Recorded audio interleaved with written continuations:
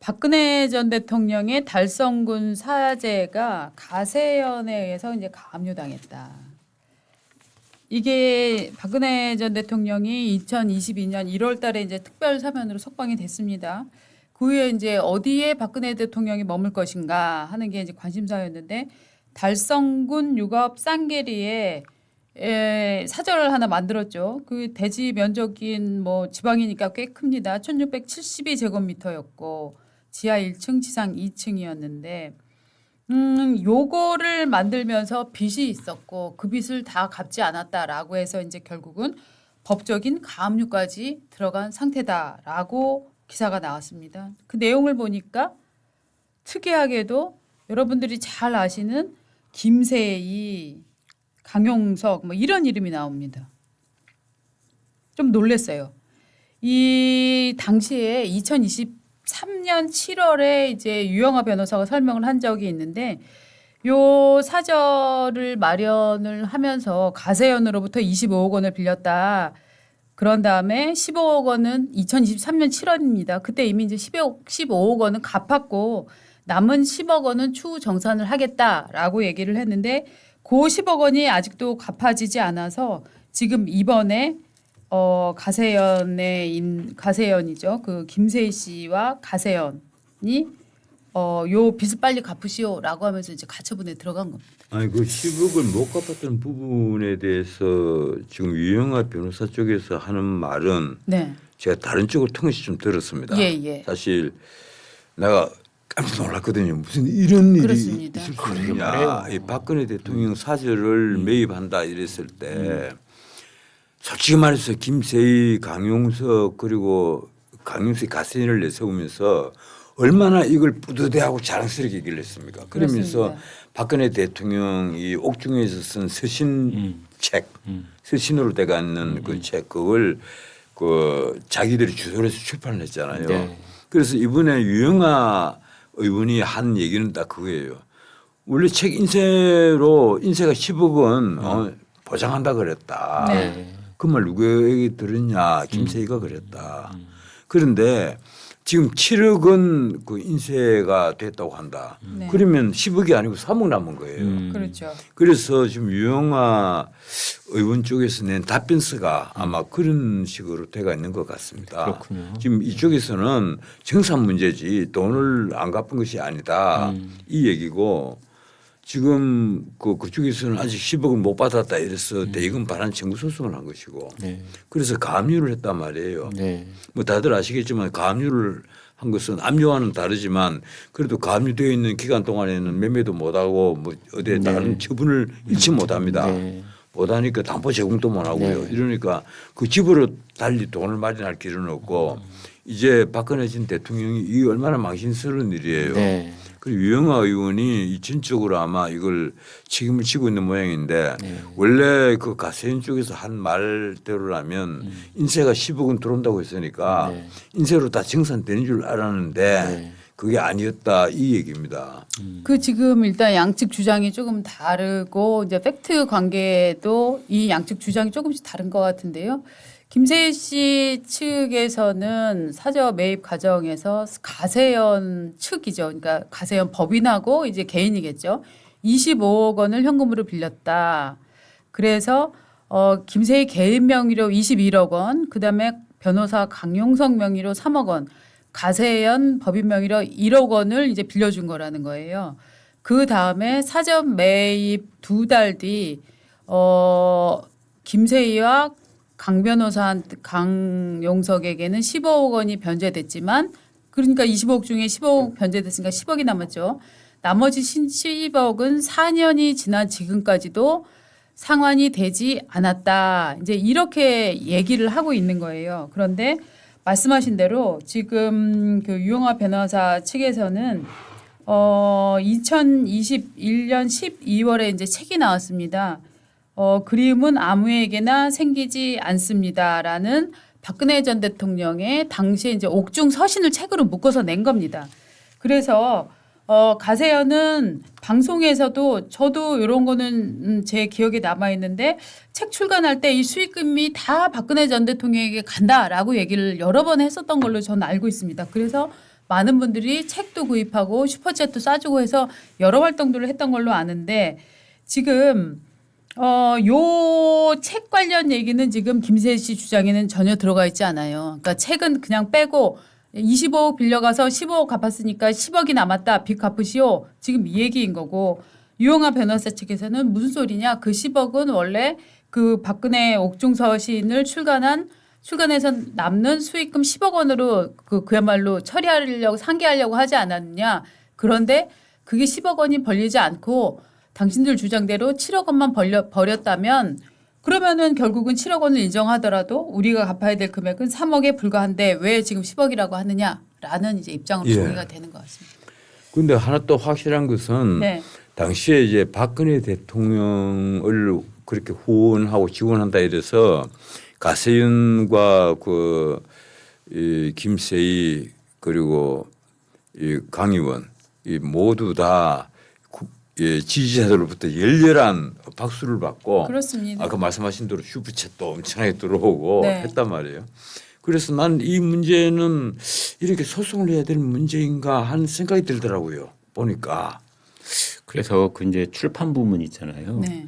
우리가 책을 계약을 하면은 그 출판 인세라는 이제 지은이 저자에게 가는 그 소득이 발생을 하지 않습니까? 네네. 그거는 가세연이나 김세희가 껴들 수 없는 문제예요. 원래 법적으로는 모르겠습니다. 대리인 계약을 별도로 한 출판 계약서가 있는지는 모르겠는데 일단 그 출판사에서 책을 팔아서 출판사의 몫이 있고 지은이 저자의 몫이 있을 경우에 저자의 몫은 그냥 인세로 계산이 되는 거예요. 그래서 그쪽에서 만약 25억을 빚을 청산을 하더라도 네. 일단은 저자의 손으로 넘어간 다음에 저자가 그 돈을 알아서 다른 돈을 하든지 해서 청산을 하는 거지. 인세가 저절로 가로세로 연구소로 흘러간다. 김세희 계좌로 들어간다. 저는 이걸 잘 이해를 못 하겠고요. 예. 그다음에 이제 그냥 보통 상식으로 이렇습니다. 김세희 이 사람 대단한 사람이네. 이턴 보통 자연인이 현금으로 21억을 빌려준다? 뭐 상당한 재력이 없으면 저 같은 사람은 참 야, 이 대단하다 이런 생각이 들고요. 또 하나는 뭐냐면 이제 이 뉴스가 보도된 다음에 이 댓글을 쭉 살펴보니까 아까 전 변호사 말씀하신 것처럼 참 안타까운 그런 이 의견들이 많았어요. 그래도 대통령을 하신 분인데 돈이 집을 살 때 그게 모자라서 김세희라는 사람한테 손을 벌렸다. 이런 것도 참 좀 그렇다 이제 이런 거고요. 또 하나는 지금 박근혜 대통령의 남동생도 있고 여동생도 있잖아요. 그런데 그분들도 어떻게 보면 누나 언니를 위해서 뭔가 도움을 줄 수 있는 그런 능력들이 다 있을 텐데 이런 국면에서 왜 이게 전혀 남이라고 할 수 있는 김세희나 가세연 쪽에 이런 채무 관계가 성립될 수 있었는지 그런 안타까움들이 있더라고요. 제가 알기로는 박근령 씨는 그 경제력이 그렇게 뭐 여유가 좀 없다라는 이제 소문을 제가 좀 들은 바가 있고요. 그다음에 그렇게 막 교류도 많지 않잖아요. 그렇기 때문에 이제 그 박근령 씨한테는 뭔가 얘기하기는 힘들었을 것 같고 그다음에 이제 또 저 사실 남동생 그 부분도 정말 우리가 이제 남의 가정사를 잘 모르니까 뭐라고 참 얘기하기는 어려운 것 같아요. 그렇죠? 그러게요. 네. 근데 많은 분들이 아니 그 내곡동 그 자택이지 않았냐 이렇게 말씀을 하시는데 요거 관련해서는 특수활동비 상납 혐의로 그 벌금 180억 원 그다음에 추징금 35억을 받았거든요. 박근혜 전 대통령이 그렇기 때문에 요거는 결국은 가압류대 공매로 이제 넘어간 집입니다. 그렇기 때문에 박근혜 대통령의 수중에 내곡동 집은 없습니다. 그러니까 그 동생 그 박지만 씨의 경우요. 내가 뭐 방송에서 이런 얘기해서 될지는 모르겠는데 사실은 이 포스코 회장했던 박태준 네. 선생 그리고 또 대우그룹을 만들었던 김우중 선생 네. 이런 분들이 뜻을 모아서 회사를 만들었고 그래서 지금 그것이 오늘 이지라는 회사가 되어 그 회장으로 돼 있죠. 예, 그리고 그 자산이 엄청나죠. 네. 그래서 그분이 만약에 또 그 부인이 변호사잖아요. 네. 그분이 조금만 신경을 쓰면 네. 누나를 이렇게 궁지에 몰릴 정도로 그렇죠. 안 할 수가 있을 텐데 네. 뭐 우리가 언뜻 보기는 그렇잖아요. 달성군에 새로운 이제 500여 평의 집을 저택을 마련할 때 그걸 저당권을 설정해서 돈을 빌려줄 수도 있고 말이죠. 아니 그냥 뭐 증여세 좀 내고 증여세 내고 하면 더더욱 정리를 좋고. 하면 되죠. 그럼 더더욱 좋고. 그 뭐 큰 문제라고 네. 그 안타깝습니다. 예, 누나를 이렇게 그 궁지로 몰아버립니까? 이건 이 박근혜 대통령을 궁지로 모는 일이에요. 네. 난 그래서 김세희 씨가 좀 못마땅한 겁니다. 그동안에 그렇게 아닌 말로 박근혜 파리를 했잖아요. 예, 과거에 이 강용석 씨도 마찬가지고 그렇게 박근혜 대통령을 위해서 자기 자신들이 헌신을 하고 있다. 이렇게 호소를 했던 분들이 세상 인심이란 예. 참 이런 건가 싶기도 하고 말이죠. 물론 뭐 돈 10억을 못 돌려받으니까 나 소송을 할 수밖에 없습니다. 뭐 이러면 사실 할 말은 없는 건데. 내용 증명을 2번이나 보냈는데 답장이 전혀 없었다. 또 뭐 이렇게 그렇습니다. 말은 하고 있던데 예. 그건 그냥 하는 말이고. 그 박근혜 대통령이 직접 거기에 대해서 뭔가 말을 하겠어요. 결국 유영아 씨하고 그렇죠. 예, 대리인인 유영아 씨하고 이제 논의를 하고 네. 해야 될 텐데 그 말해서 해결 안 될 문제는 아니잖아요. 이게. 그렇게 말해요. 네. 김세희 씨는 나는 판매 이익금으로 10억을 변제해 준다고 약속을 한 적이 없다라고 지금 얘기를 하고 있어요. 예, 예, 약속을 예, 물론 한 적이 그렇게 없다. 했답니다. 예, 그렇게 네. 나는 그런 말 한 적 없다 이 얘기고 네. 유영아는 네. 10억 보장한다고 했지 않느냐 이 네. 얘기고. 그 사실은 뭔가, 계약 관계를 보면은 그런 식으로 계약을 하면 안 됐었던 거죠. 네. 예, 그렇죠. 네. 그런데 인세 수입은 있었을 거란 말이에요. 당시에 분명히 베스트셀러 있겠죠. 1위를 계속 유지를 했으니까 네. 인세 수입은 상당했을 겁니다. 근데 인쇄 저희들도 빤히 아는데 그게 책이 최종 몇 부나 팔는지 모르겠어요. 그 저도 10억을 인쇄로 마련을 하려면 정말 많이 팔려야 됩니다. 정말 그렇죠. 많이 팔려야 돼요. 아 그때 베스트셀러 1위를 장기간 예. 했습니다. 하긴. 가령 예. 10% 대개 인쇄인데 모르겠습니다. 특별 인쇄를 책정을 했는지는 잘 아시잖아요. 예. 10% 해봤자 책 한 권 팔리면 1,000원, 1,500원, 2,000원 이건데 1,000원이 10억이 되려면 몇 부가 팔려야 돼요? 한 100만 부? 누적 판매량을 약 한 20만 부 정도를 보고 있네요. 아, 20만 부. 네. 그러면 만 부가 팔리면은 1,000만 원이거든요. 네, 네. 1,000원씩만 잡으면 네. 아, 1,000원은 넘겠죠. 2,000원 잡으면 2,000만 원. 네. 예. 그러면은 10만 부가 팔리면 2억이 되겠네요. 네. 네. 그러면 아니, 인쇄- 20만 부는 4억. 인세가 사억 7억이 들어왔다는 말은 네. 그 유영아 의원이 지어서 한 말은 알 거예요. 아, 물론이죠. 네. 네. 그럼 어떻게 7억가량 벌었다고 알려왔었다. 특별 인쇄를 책정할 수도 있습니다, 사실은. 그렇죠. 네. 왜냐하면은 이제 출판사의 기여보다 워낙에 이제 저자가 하는 부분이 아, 많다면. 그럼요. 네. 워낙 유명 인사 예. 또는 영향력이 있는 인사 또는 그분이 저자라는 게 밝혀지면은 홍보보다는 그냥 그분 자체가 어떤 이 선전이 되는 그런 경우에는 이제 상당히 높은 20% 높은 그런 인쇄 책정을 하는 경우도 봤는데 매우 드뭅니다. 그렇죠. 그러니까 참 요거 보면은 어떻게 보면 이제 어떤 정치적 격변 시절에 누군가의 강력한 이제 옹호인을 자처하는 분들이 있는데 그런 세력들이 결국은 그 세력이 이제 무너지고 나거나 정세가 바뀌고 나면은 정말 이제 인심이 표변하는 경우들이 꽤 있잖아요. 맞습니다. 뭐 그리고 보니까 책 인쇄가 예. 정말 별거 아니네요. 네. 왜 그런가 하면 예. 노래 내가 폄하하는 건 아닙니다. 노랫말 쓰거나 뭐 하는 경우는 노래방에서 노래 부를 때마다 돈이 계속 카운팅 돼 버리잖아요. 네, 네. 그래서 보통 우리가 이 제작료로 1년에 뭐 몇 억씩 받는다는 걸 네. 몇십년을 네. 그렇게 받아온다 네. 하는 말 자주 듣는데 아무리 책 잘 써봤자 뭐 인쇄 받으면 끝나잖아요. 이 저 같은 경우에 내가 참 문학재 시를 200편 넘게 발표를 했지만 네. 가끔가다 통장에 10,000원짜리 20,000원짜리 찍힌 게 있어. 이게 뭔가 봤더니만 모 라디오 방송에서 내 시를 한번 써본 경우에 10,000원 그 받아서 굉장히 행복해져요. 우리나라에서 시를 써서 식구들은 그냥 따지지 말고 본인 하루 세끼 해결하는 사람 없습니다. 아무도 없겠죠. 그래서 제가 죽기 전에 근데 뭐 광화문 랩소디 이런 소설을 하나 써가지고 사실 내 지금 소설을 하나 쓰고 있거든요. 나도 100억 인쇄를 받는 사람이 되어볼 거야. 100억 되려면은 어떻게 되냐면은 이제 소설 지금 15,000원쯤 하거든요. 아니 외국에 번역이 돼서 나가야죠. 예, 근데 우리나라에서만 안 해외 되죠. 인쇄는 이제 그거는 또 별도로 치고 일단 뭐 하시죠 뭐. 제가 그 홍보이사 하겠습니다.